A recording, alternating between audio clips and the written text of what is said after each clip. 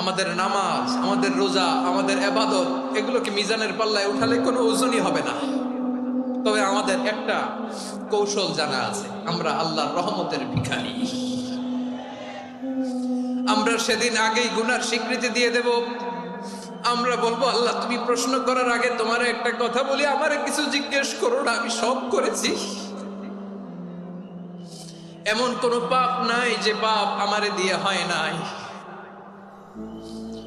তোমার রহমত দিয়ে তুমি জান্নাতে পাঠাবা, তোমার দয়ায় জান্নাতে যেতে চাই, আমল দিয়ে না। পারবেন বলতে?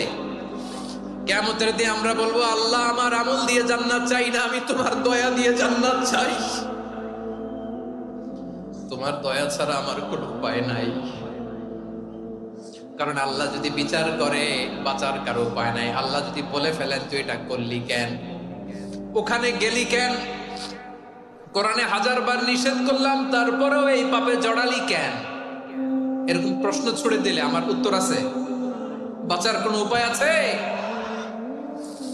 রোজ হাসরে হে আল্লাহ আমার করোনা বিচার, আল্লাহ করোনা বিচার। বিচার চাহি না তব দয়া চাই, এ গুনাহগার করোনা বিচার। আপনার আমল দিয়ে জান্নাতে যাবেন? কি দিয়ে যাবেন? আল্লাহর দয়া দিয়ে। আল্লাহর রহম আর দয়া ছাড়া কেউ জান্নাতের চেহারাও দেখতে পাবে না। আমার প্রিয় ভাইরা, এই দোয়া আল্লাহর কাছে পছন্দনীয় হওয়ার কারণ 3টা। দোয়ার প্রথম অংশে আছে তাওহীদ, আল্লাহর একত্ববাদের ঘোষণা। এই দোয়ার দ্বিতীয় অংশ আছে তাসবিহ, আল্লাহর প্রশংসা সূচক বাণী। এই দোয়ার 3 নাম্বার অংশ পাপের স্বীকৃতি। তাহলে আমরা সবাই গুনাহগার। আমরা আল্লাহর কাছে পাপের স্বীকৃতি দিয়ে বলবো, ও আল্লাহ ইন্নী কুনতু মিনাজ জালিমিন, আমরা জুলুম করেছি, পাপ করেছি, অন্যায় করেছি, আল্লাহ বুঝতে পারি নাই। শয়তানের ওয়াসওয়াসায় পড়ে, বন্ধুর পাল্লায় পড়ে, নফসের খায়েশ মিটাতে যে আল্লাহ করে ফেলেছি। তুমি গুনাহ না মাফ না করলে আমাদের গুনাহ মাফ করার দ্বিতীয় কেউ নাই। ঠিক কিনা বলেন?